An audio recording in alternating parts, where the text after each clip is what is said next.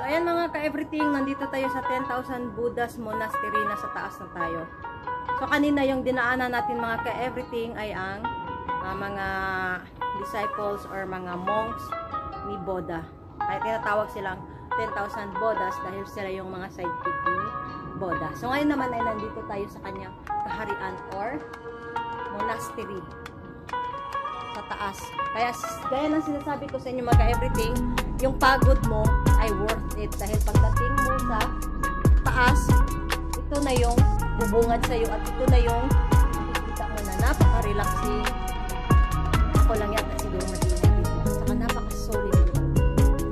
Tapos yung makikita mo ay itong mga disciples. Kagaya niyan mga ka-everything. Tapos makikita mo yung mga bundok, mga bahay, mga buildings, diba? Napaka-ano siya. Tapos may makikita ka rin yung mga bulaklak. At napakatahimik. Ayan, napakatahimik. Pag marating mo to is napaka-ano siya.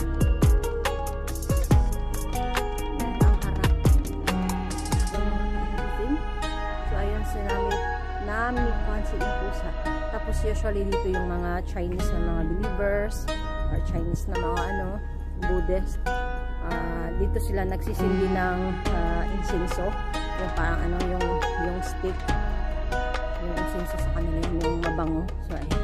So kanina may dito. May nagsindi dahil ayun. Umausap pa siya ang bango. Tapos aromatic yung bango niya mga everything. Yung masisingot mo siya na napakabango talaga. Na parang relaxing siya na yung bango niya. Hindi siya nakakasakit ng ulo. Kasi pinag-pray kasi yan. Kumbaga sa atin, inanuhan ng holy, yan siya is holy. Ang daming kamay. Siyan si Kwansi Impusa. Hindi ako nagpapag. Yan si Namo Kwansi Impusa. So it means ang dami niyang kamay. Ang dami niyang mga powers niya. Kumbaga, yun yung mga diyosa ng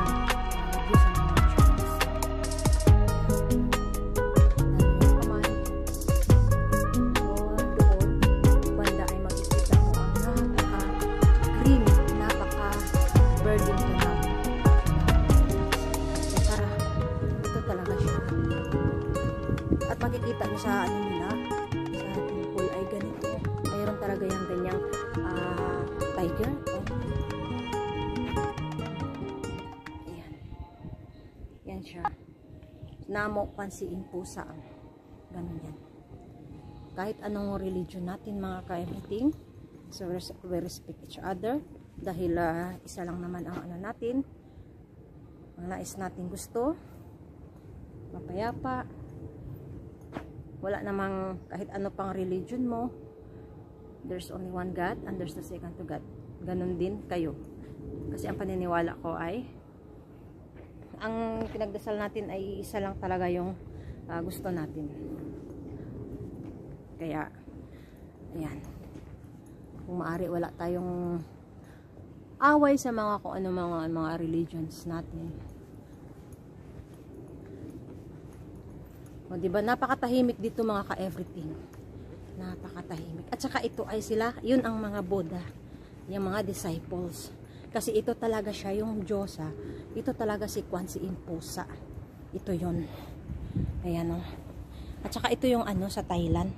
Nakita mo? At saka pwede ka rin dyan mag-donations. Yung mga donations nila ay napupunta rin dito sa pagpaganda ng kanilang templo at saka kung ano mga kakailanganin. Kaya dito rin ay dito yung malakihan ito ang bango talaga, napaka-aromatic ang bango ng insenso or kawayan ba yan? Kasi bango. Yan ito. Yan talaga si Kwansi Impusa. Diba? Napakatahimik na yung wala kang naramdaman na takot na siya mga ka-everything na yung bang ang sarap sa pakiramdam. Yan ang sarap sa pakiramdam kapag narating mo to. As in. Yan ang mga punta natin ang mga disciples isa-isa para makita nyo ang sa mga ng mga Chinese. Yan sila yung mga tapat na naglilingkod sa mga sa Buddha, sa Diyosa. Yan sila. Anyway, hindi ko na alam yung mga pangalan nila, no? Basta yan lang yung mga disciples. Kung baga sa atin, sila yung mga tawag na yan, mga disipulo. Sila yung mga utusan na mga mababait. Utusan na masunurin. Kasi may utusan na hindi masunurin. Kagaya lang din yan sa atin. At saka isa pa mga ka-everything, ang ganda. Sobra ng bonsai. As in tree siya. Tree talaga. Ayan o, nakita mo? Ang ganda ng bonsai mga ka-everything, no? Nasa ano pa siya, sa paso na malaki. So, ito is years na rin yan, no? Ilang years na. Siguro, tansya ko is 15 to 20 years, I think. Kasi sa makita mo naman sa ano niya, oh. Ganda ng bonsai, oh. Ayan. Diba? So, patuloy tayong maglalakad mga ka-everything kasi marami pa doong mga bodas. Hanggat sa makakaya ko ng everything dahil hapon na at isa pa masakit na yung medyo tuhod ko.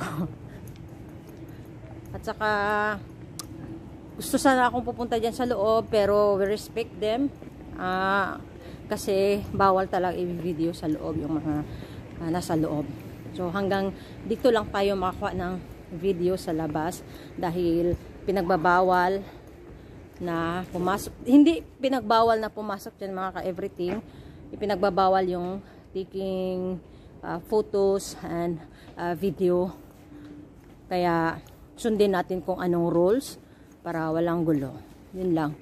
So hanggang dito lang tayo mga ka-everything sa labas. Diyan sa loob ay napakaraming pero pasukin natin yan without camera kasi bawal. Papasok tayo dyan. Kumbaga quiet lang kasi meron din silang pinapaskil na no photo or video in the main hall. So hanggang dito lang tayo.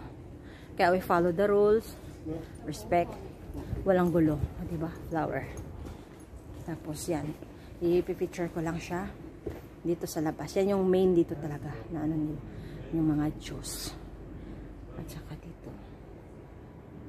So yan lang muna ang ating putulin ko muna ang ating video dito sa temple kasi papasok ako dahil no photo, no video, no camera. Kaya ayan, pinakita ko lang sa inyo sa labas. So, bye-bye na muna mga ka-everything dahil bawal ang video sa loob. Bye-bye!